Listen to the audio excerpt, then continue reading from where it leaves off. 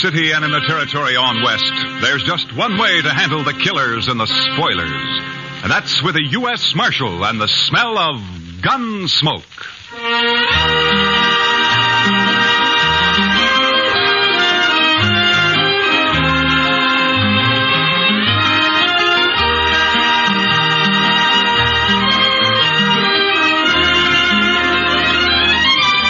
Gunsmoke, starring William Conrad. The story of the violence that moved west with young America. The story of a man who moved with it. Matt Dillon, United States Marshal.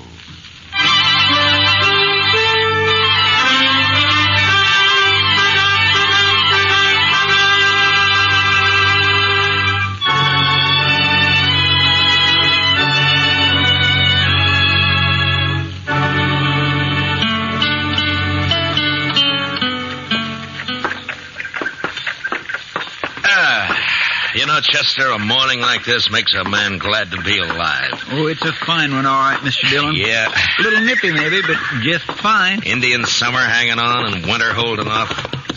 You know, Chester, this time of year, I wouldn't trade western Kansas for everything east of the Mississippi. Oh, good. Pedro's got a fire going. I built the fire, Marshal Dillon. Oh, good morning, Caleb. I've been waiting in this jail office for a full 2 hours. What time do you start work, Marshal? You know Caleb Andrews, don't you, Chester? Oh, yes, indeed. How are you, Mr. Andrews? Marshal, I have an order here from the U.S. District Court. I believe it's your job to serve such orders. Yeah, it is. I don't get them often, though. Order of foreclosure and eviction on Ed Blake. Why are you doing this to Ed, Caleb? The man borrowed money from me. Gave me a mortgage on his farm and household effects. He can't pay it. Why do you think I'm doing it? It only came due 3 days ago. You sure didn't waste any time. I'm not interested in your opinions, Marshal Dillon. Yeah, amount of the mortgage. $420. What do you need with $420? You own half of Ford County now. Marshal, it's not your place. You know as well as I do why Ed Blake can't pay this off. His horse rolled on him last spring and broke his leg. And his wife and kid nearly broke their backs trying to get a crop out. I didn't come here to listen to you. If you let this ride on through the winter, you'll get your money out of it. If you go ahead and foreclose now, you'll wipe him out. Marshal, I already have foreclosed. You would break a man for $420 you don't even need, huh? As I said, your opinions don't interest me. All I expect from you is to serve these papers. All right, I'll serve them. You'll notice they're to be served today. I said I'd serve them. Now get out. What? This office belongs to the United States government, and as far as I know, that's one thing you got no mortgage on, so get out. You may find I have some influence in Washington, Marshal Dillon. Then see if you can get me a decent salary for this rotten job of mine. It sure was a fine morning, Mr. Dillon. Yeah, it was. All right, Chester, let's saddle up.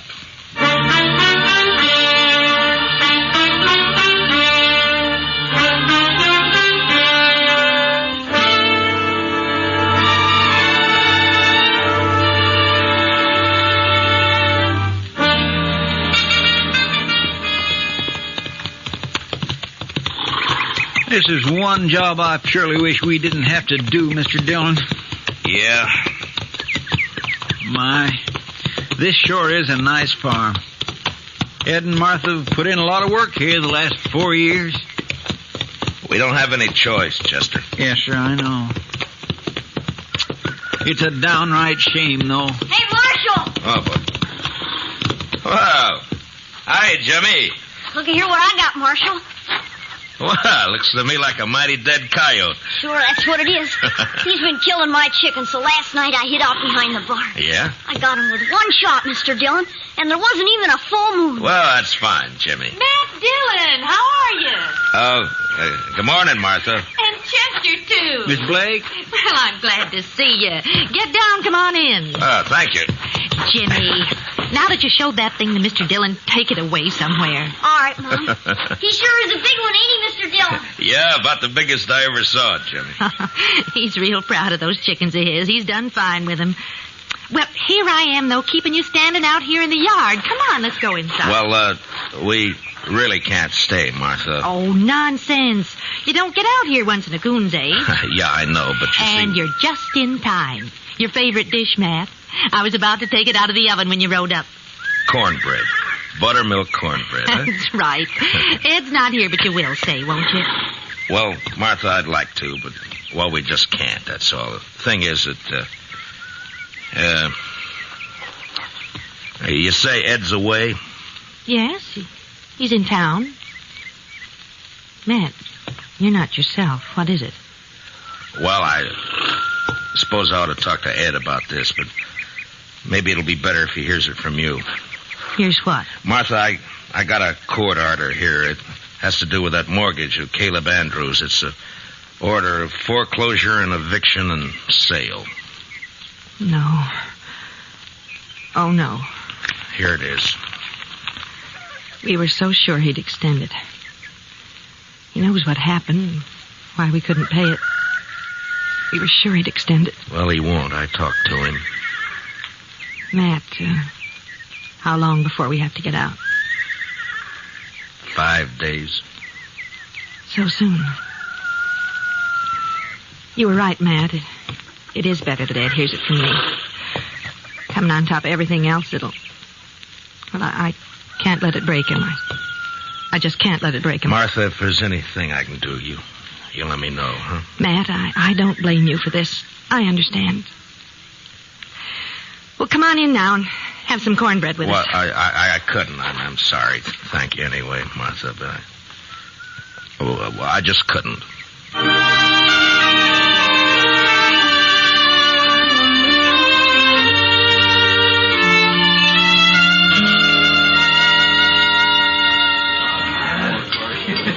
Matt, you've looked low all week. Oh, it's just things in general, Kitty. Sometimes you get to wondering if it's all worth it or not. The Blakes, huh? Chester was telling me. Chester talks too much. It's not your fault, Matt. Somebody had to serve the order. Somebody has to be hangman, too. Life's never all good, Matt. There's always a little bad in it. Well, in my job, it's more than a little. Try making your living sometime as a dance hall girl. Yeah, I guess. But when you gotta go out and boot somebody like the Blakes off their land and out of their home, then you start wondering what's right and what's wrong, that's all. Well, if you find out, Matt, let me know. I've always... Oh, there you are, Marshal. I stopped by the jail. Well, all right, Caleb. What's on your mind? That Blake family, Marshal, they were supposed to vacate today. Well, they haven't done it. I rode by there a little while ago. According to the court order, they got until sundown. But they haven't made the slightest preparation to... Marshal, I believe I'd prefer to discuss our business elsewhere than in the presence of this... Easy, Caleb. Matt, I'll go. Caleb, you're going to apologize to Miss Kitty right now. No. Apologize? If you think I'm going to apologize to this cheap little baggage who's in it... Matt, you shouldn't have done that. Finnegan, take him outside and throw some water on him. Yes, sir, Marshal. Why not, Kitty? He had it coming to him. He'll do everything he can to hurt you now. He'll take it out on the Blakes, too. Yeah, maybe. Look, Kitty, I just got an idea. I'll see you later. All right, Matt.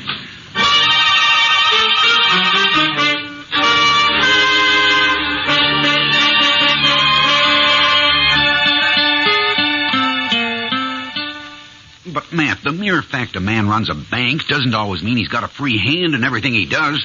A bank has stockholders, a board of directors. I've got to listen to them. I think they'd approve the loan, Clem. Another thing, Caleb Andrews is the biggest account I've got. If I crossed him by taking this loan you suggest, Matt, he'd break me. I see. All right, Clem. Forget it. Matt, I realize I'm under obligation to you. You saved my life that time the James brothers held me up. Saved the bank, too, in fact, but... That was part of my job, Clem. There's no obligation. I was just asking you as a friend to help out another friend. Matt, I'd like to do it, but I just can't. Don't you see? Yeah, sure, Clem. I see. Just forget it. Gotta think of my wife and the two girls. Yeah, of course you have. It's not that I don't want to help. I understand, Clem. I really do. Forget it.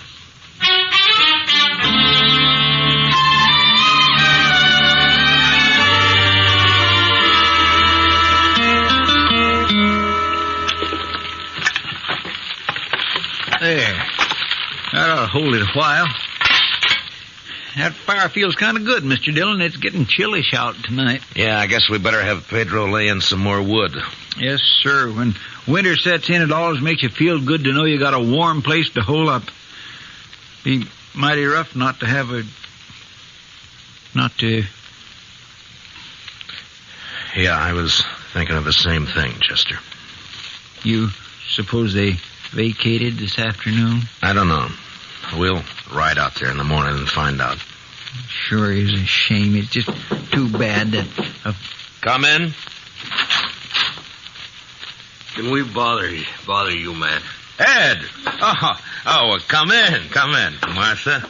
Well, hiya, Jimmy. Come on up to the stove, folks. Come on.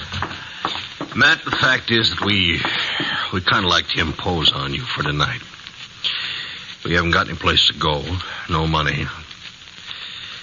Wondered if we could sleep in the jail tonight. Oh, sure, Ed. Chester, would you get a fire going back there? All right, Mr. Dillon. And dig up some blankets out of the storeroom, huh? Yes, sir. Hey, want to come help me, Jimmy? Jimmy? Now, you go along with Chester now, boy. Go on. All right. He doesn't understand all this, Matt.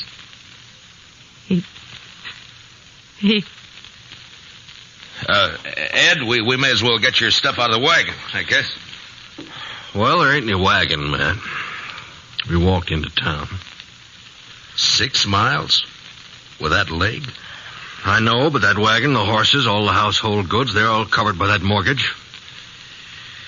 We didn't take anything. Except the clothes on our backs. Oh, so help me, Ed. So help me if I could... It's all right, Matt. We know how you feel. But after all, we started with nothing before. We can do it again. But there's no reason you should have to. We do have to, though. And that's that. Ed and I can accept it. We're not bitter any longer. Jimmy can't understand. He's been carrying on pretty bad, but he's just a boy. And in time, he'll be able to... Dillon? Yeah, what is it, Chester? It's Jimmy. He grabbed a rifle from off the rack and took out the back way. I couldn't stop him. What? But where on earth's he going? I think I know where he's going. And heaven help Caleb Andrews if we don't catch him.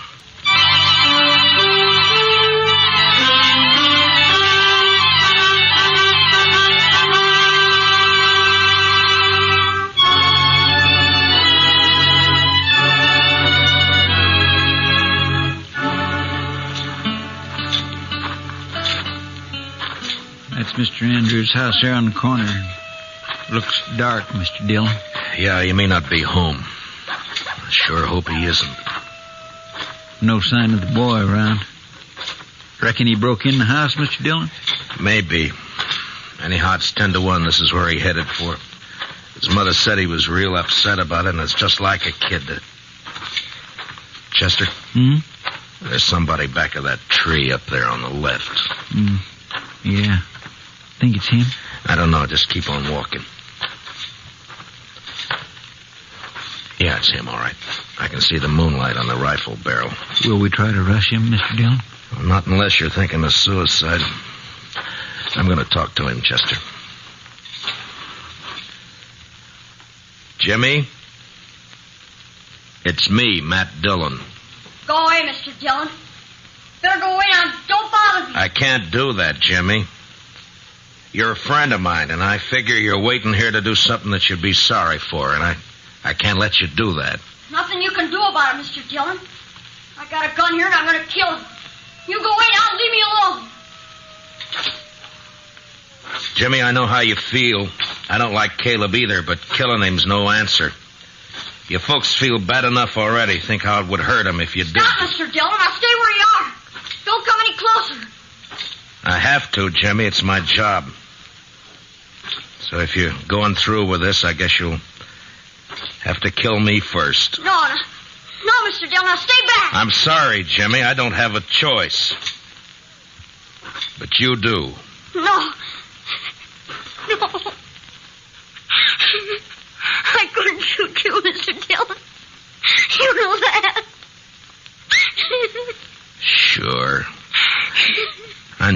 couldn't. I kept waking up nights and hearing Mom crying. Dad would sit up all night without the lamp lit, no fire, not saying anything, just sitting. Easy now, Jimmy.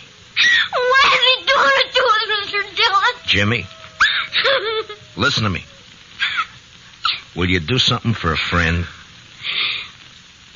Yeah. If you say so. All right. Then take that rifle back to the jail and put it in the rack. And go to bed. Now, you promise? Yeah. I promise, Mr. Dillon. I'm sorry, and I'll do like you say. You're all right, Jimmy. Good night, son.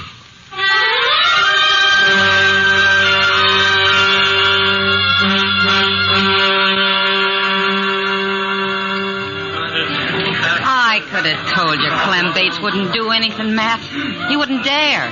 He'd be scared Caleb would take his money out of the bank. Yeah, that's about what he said. I don't know, Kitty. I've done everything I could possibly think Oh, of. the worst of it is everybody in town's just as scared of Caleb as Clem is.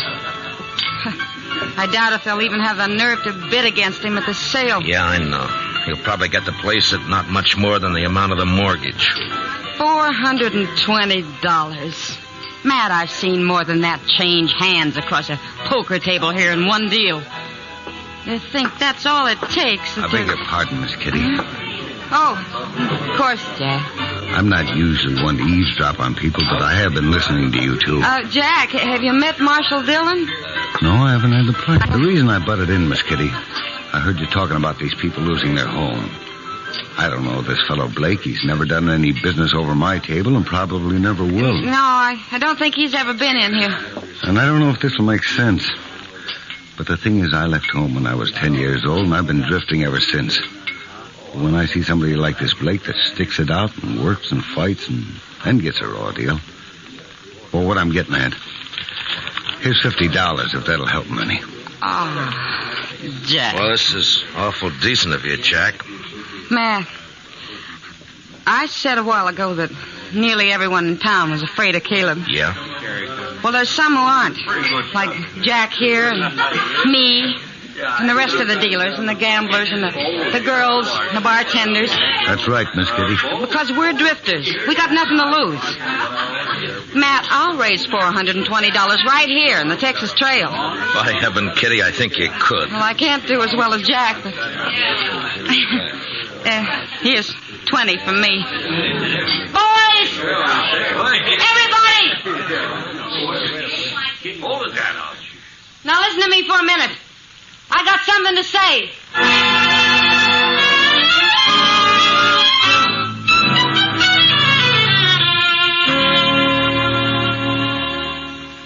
He's sure taking his time getting here, Chester. Well, I told him what you said, Mr. Dillon. Well, that ought to bring him on the run, if anything will. Anytime Caleb figures he's about to lose $1 or $2, it's hitting him where it hurts. The Blakes turned in for the night? Yeah, I guess so. It's been quiet back there for the last few. Marshal, what's this all about? Well, shut the door, Caleb. We're trying to keep it warm in here. Would you mind telling me why I've been called over here at this time of night? Yeah, sure. Here's $420. The Blakes want to pay off the mortgage. They do they? The court costs up to now will probably run about $10. I'll pay that myself. That's mighty generous of you. Well, good night, Marshal. Is it a deal, then? I am not the least bit interested in having that mortgage paid off, Marshal Dillon. The Blake farm is worth about $2,000 now, and in 5 years it'll be worth 3 times that much. Land's going up in Ford County. That's why I'm grabbing every piece I can get. So I don't want the money. I want the farm. And when it's put up for sale, I'll get it at my own price. The foreclosure still goes. I see. Good night, gentlemen. Well, I guess that's that, Mr. Dillon. I don't know why I even thought he'd take the money. The Blakes won't get a cent out of the sale. He'll scare everybody off and bid it in a few dollars over the amount of the mortgage, and nobody in town will even try to...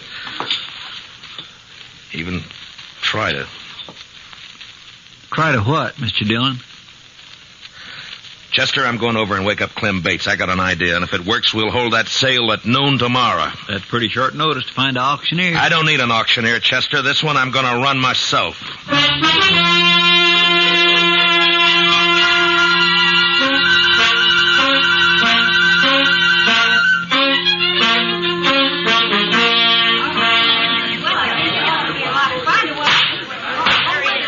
All right, everybody.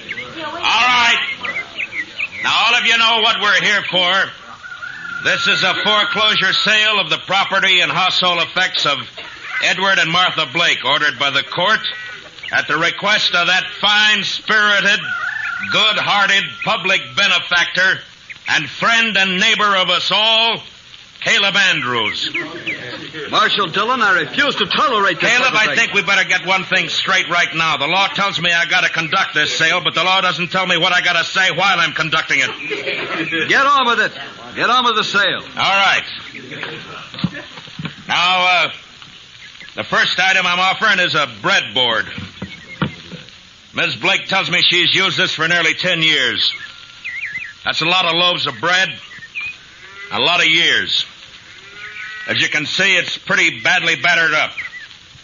I doubt if it'd be worth much to anybody unless they were used to it. Suppose we started at 50 cents.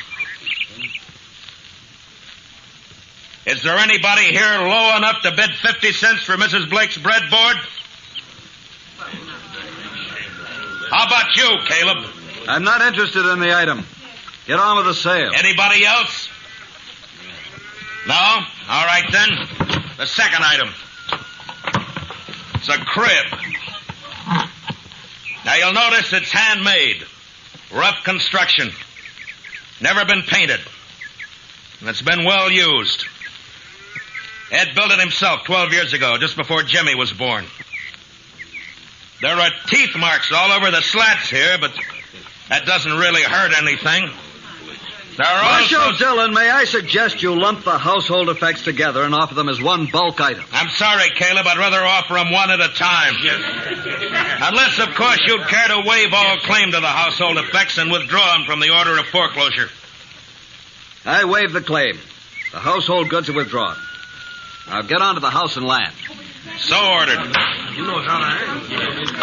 Now, the item offered is 160 acres of tillable land, a 4-room house, and a barn. I won't read through the description. You all know the property. It's a good farm. The amount of the mortgage is $420, held by Caleb Andrews. All right, the bidding's open. What am I offered? $450. I have $450 from Caleb Andrews. Do I hear another bid? Oh, the farm's worth $2,000. You're going to let him have it for $450? How about another bidder? Mr. Dillon? Yeah, what is it, Chester? Well, I've been thinking some lately of getting me a little place like this and settling down. I'll bid $1,000. I have $1,000. Do I hear another bid? It's a trick. He doesn't want this place. $1,000. Going once? $1,200. Caleb Andrews bids $1,200. What do you say, Chester? Well, sir, I think I kind of like this farm. $1,500. This is ridiculous. The bid is $1,500. Going once. Going twice. $1,600. $1,600 from Mr. Andrews. Chester?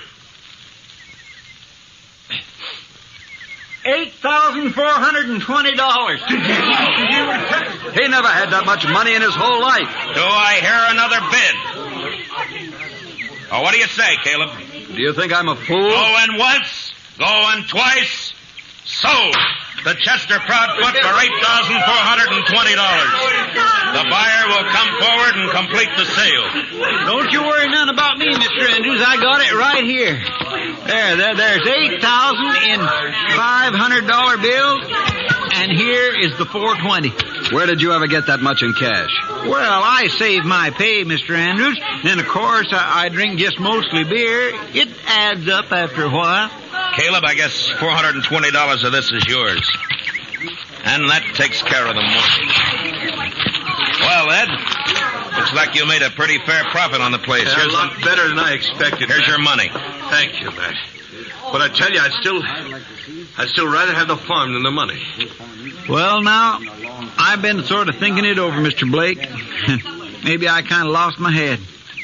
But when you come right down to it, I don't know what I'd ever do with a farm, so if you'd like to buy it, I'll take a $420 loss and sell it back to you for $8,000 cash.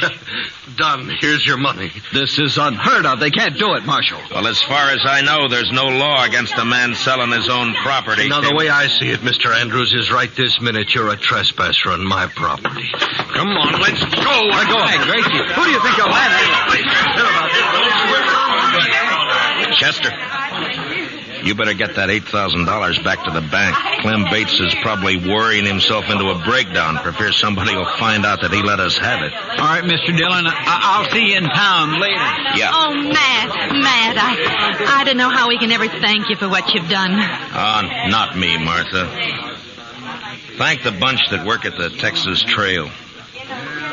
You know, they're bums and drifters, most of them. But when Kitty told them the story, they really came through.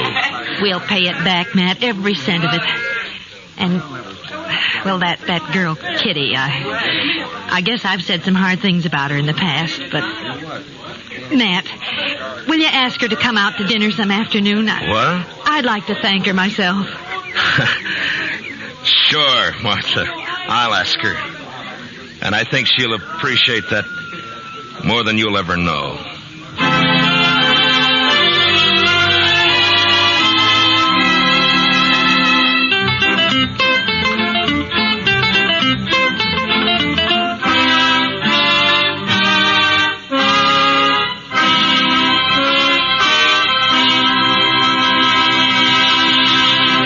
Gunsmoke, under the direction of Norman MacDonald, stars William Conrad as Matt Dillon, U.S. Marshal. Tonight's story was specially written for Gunsmoke by Les Crutchfield, with music composed and conducted by Rex Corey. Featured in the cast were Harry Bartell, Paula Winslow, and Richard Beals, with Joe Duvall, Lawrence Dobkin, and Jim Nusser. Parley Bear is Chester, and Georgia Ellis is Kitty. Gunsmoke is heard by our troops overseas through the facilities of the Armed Forces Radio Service. Join us again next week as Matt Dillon, U.S. Marshal, fights to bring law and order out of the wild violence of the West in Gunsmoke.